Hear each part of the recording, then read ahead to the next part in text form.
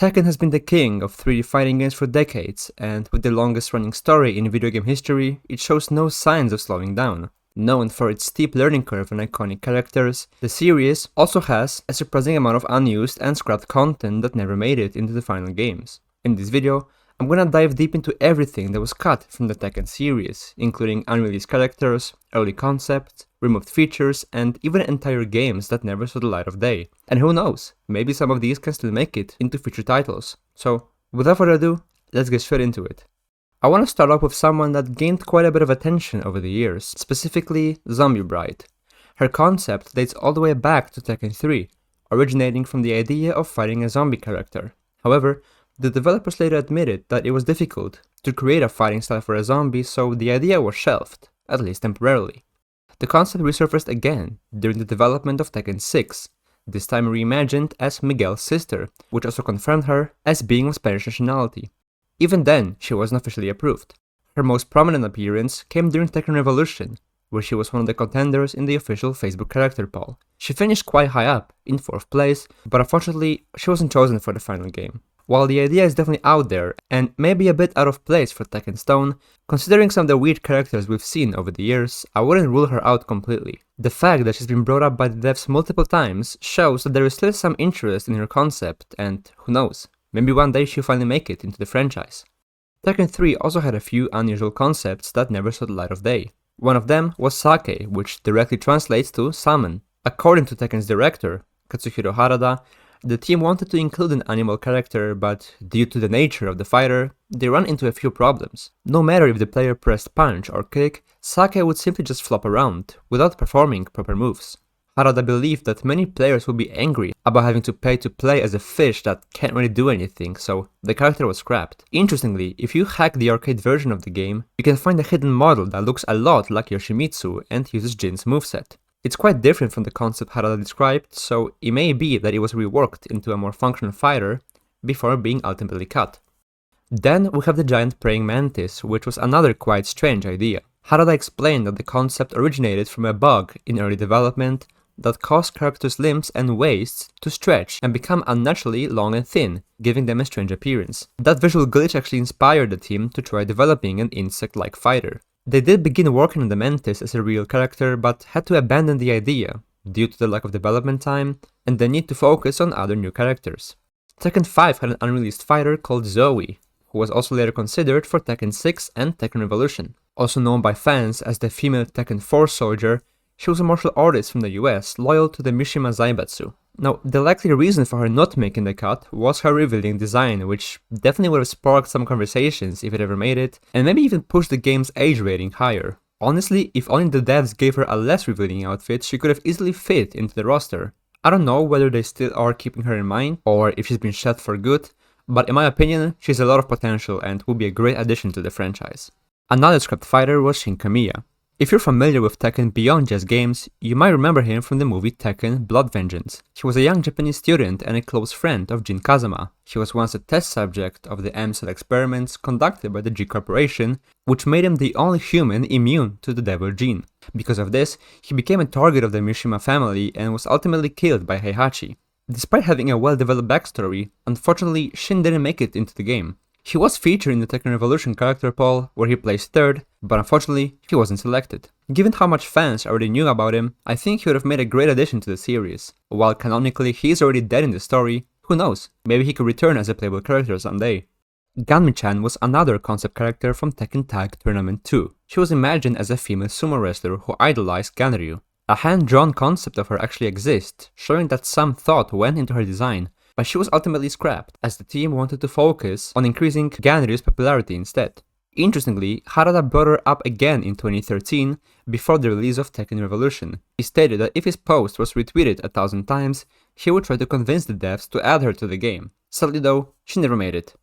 Tekken 7 came close to featuring Morrigan, a succubus born in Scotland featured in Capcom's Darkstalkers series. According to Harada himself, she was a prime candidate for a guest appearance and she already had animations and modeling concepts done by the team. However, Harada stated the gameplay they designed for her didn't do the character justice. Some fans speculate she was dropped due to similarities with Elisa, a vampire character from Tekken Revolution. Still, since she's one of the most recently scrapped characters, there's always a chance we could see her show up in Tekken 8, or a future entry in the series. Tekken Mobile, a now cancelled game, was going to feature Taekwondo Girl, also referred to by fans as Shuawei. Based on her appearance, she was rumored to be from South Korea. She had a fully completed model, showing a woman with long black hair, dressed in a blue and white outfit. It seemed like she was very close to being added to the game, but with Tekken Mobile officially shutting down on February 15th of 2019, she never made it to the roster.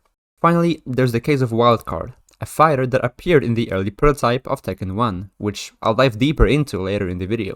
While not necessarily a scrapped character, he appeared as a rotating question mark on the character select screen, and could be accessed through hacking. Selecting him would load Kazuya's model with Kunimitsu's moveset, yet the game would display Wildcard as his name, both in the menu and during matches. His exact purpose remains unclear, but fans believe he may have been a test character, or perhaps an early version of Kazuya that was scrapped before final release.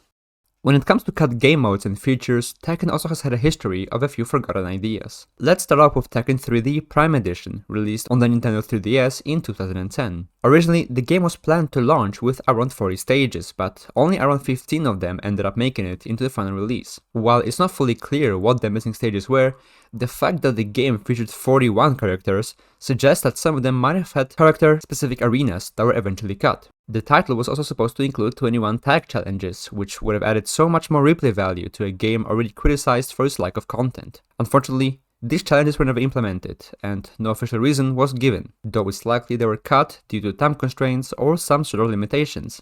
Tekken 4 had a scrapped feature called the Boost Mode. While it wasn't available in the final version, the code still exists in the game's files and can be accessed through hacks.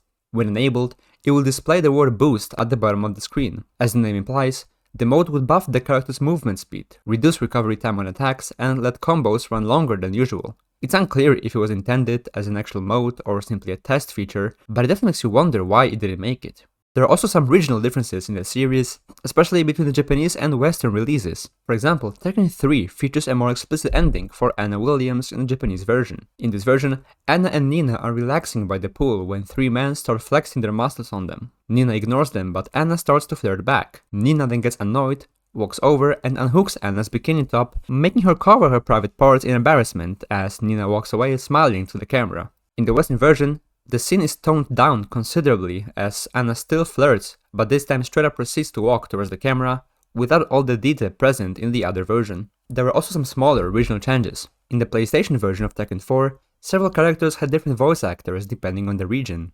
In the Japanese version, Craig Murdoch was voiced by David Chester, while in the international version, he's voiced by Walter Roberts.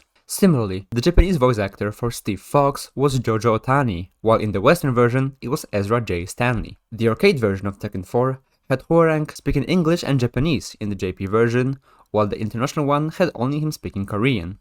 I think some of the most interesting cut content, though, comes from the unreleased games. One of the most notable titles that never saw the light of day is Tekken Cross Street Fighter. Now, just to be clear, I'm not referring to the already released Street Fighter Cross Tekken game made by Capcom for the PS3 and Xbox 360, but to the title that was supposed to be made by Bandai Namco, designed as a full 3D fighting game for the PS4 and Xbox One. The project was first announced all the way back in 2010, and while development was slow from the start, Bandai Namco kept fans updated over the years.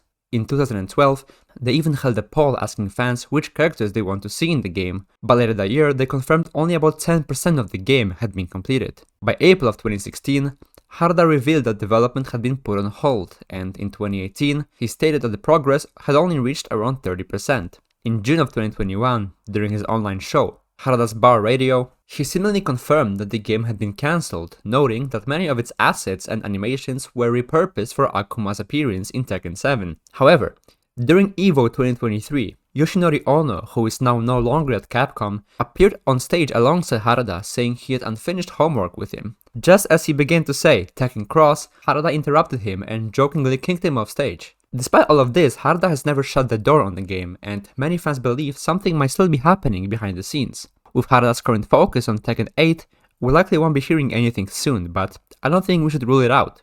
Whether it gets revealed after Tekken 8's lifecycle, or even further down the line, I still believe we will be hearing more about the project in some form.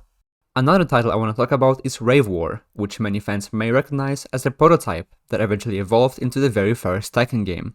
However, It had some unique features and early character designs that never made it into the final release of the title. Rave War only had 2 modes, Arcade Mode and Exit, while the final retail version featured 3 of them. Even with Arcade Mode, players could only fight against 2 CPU opponents in the beta, compared to 9 in the final game. Interestingly, the previously mentioned wildcard character appeared in this prototype and seemed to replace Paul Phoenix, who was completely absent from that version. As for concept designs, there were also some major differences. Kazuya looked much bulkier and more muscular, Nina Williams had a more elf-like appearance, and Lee Chaolan was portrayed more as a silver-haired brute. Several concept characters were also created during the phase, but were eventually cut from the final game. One of the most interesting ones was a fighter named Killer Zasunu, who supposedly came from Greenland and wore a walrus skin over his body. Another scrapped fighter was Lalula Annie, a character inspired by the Sailor Moon anime. She came from India and, according to the description, she would fight with yoga aura. Her name and design also seem to reference Lala Sune from Mobile Suit Gundam. Some other concept characters included Mr. Hanuman, a Muay Thai fighter who was likely an early version of Falcon Ram, John Klomendal from America, who was based on John Claude Van Damme, and Emperor Hulk, who was a scientist who took drugs to grow bigger and stronger. As you can see, there is quite a lot of interesting content that was removed from the Tekken series, and honestly, with Tekken 8 currently facing some criticism regarding gameplay and post-launch content, I believe some of them could make an appearance in the near future. Let me know which feature you wish made it into the games, and if there's anything I missed, please let me know in the comments. As always, if you enjoyed the video and want to see more content like this, make sure to like and subscribe. Thanks for watching, and I hope to see you in the next one.